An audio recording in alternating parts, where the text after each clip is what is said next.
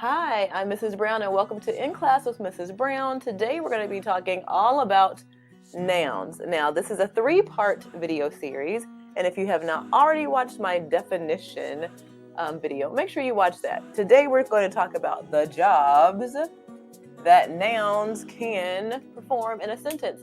Did you know that nouns can perform 9 jobs in a sentence? And before I tell you those, my name is Mrs. Brown. If you are new to my channel, I help parents who want to help their students become excellent writers, and I teach writing and grammar at my website, Write with Mrs. Brown. But today, again, let's dive in and talk about the 9 jobs that a noun can perform in a sentence. I'll just list them all, and then I will show you all 9 jobs in these example sentences. So, predicate nominative, appositive, indirect object, direct object, subjects. So, nouns can be subjects in sentences. They can be possessive noun adjectives. They can be objects of the preposition. They can also be object complement nouns, and they can be a noun of direct address. Ah, it seems like so much. It's not too bad. After this video, you'll say, oh, okay, I get it now. Or you'll get it a little bit more than you did before. So, predicate nominative. This is a noun that shows up after the verb and it renames the subject. So, I'm going to use the word teacher or the noun teacher in all of these sentences, and you're going to see how teacher does all of these jobs in these different sentences. So, here's an example of teacher being a predicate nominative. Mrs. Brown is a what? Is a teacher. And I'm going to mark this in blue so it's easier to see. Everything in blue is where teacher is doing a new job. So this is a predicate nominative, and it's usually followed by a linking verb. Mrs. Brown is a teacher. Now the next job that a noun can perform is the job of an appositive. An appositive is a noun directly beside another noun that describes or tells you more about it. So Mrs. Brown, the teacher, likes books. So again, this would be an example of teacher doing the job of an appositive. Job number 3. Nouns can be indirect objects. They can receive the direct object. So I gave the what or who a note. Who received the note? Teacher. I gave the teacher a note. In this sentence, teacher is an indirect object. Job 4 is a direct object. Nouns can be direct objects. The principal hired the teacher. Direct objects actually receive the action of the verb.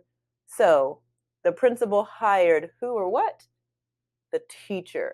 So in this case, teacher is doing the direct object job in the sentence. All right, job number 5. This is the one we're actually pretty familiar with. Nouns being subjects of our sentence. The teacher is fun. The who is fun? Teacher. So in this case, this is who or what the sentence is about. That's what the subject is. We're very familiar most of the time with a noun doing this job. Job number 6 is possessive noun adjective. We're actually pretty familiar with this one too. We just may not have known what this was called. So a possessive noun adjective is a noun that is doing an adjective's job. That is the teacher's book. You're going to see an apostrophe S on this noun. So that is the teacher's, I'm going to make this apostrophe S blue as well, teacher's book. When you see this, we wouldn't label it a noun in the sentence because it's actually doing an adjective job. All right, we're almost done. Object of the preposition. Now, a prepositional phrase follows the pattern preposition plus a noun, sometimes a pronoun, and no verb ever. So here's an example of a noun that is the object of the preposition. Give homework to the teacher. To the who? To the teacher. Here's our preposition. Here is our noun teacher, ending the preposition, which is the object of the preposition. So, to the teacher. Teacher is doing the job of being the object of the preposition. Job 8, almost done. The object complement noun. Now, in this case, teacher is going to be an object complement noun. I call myself a teacher. A teacher.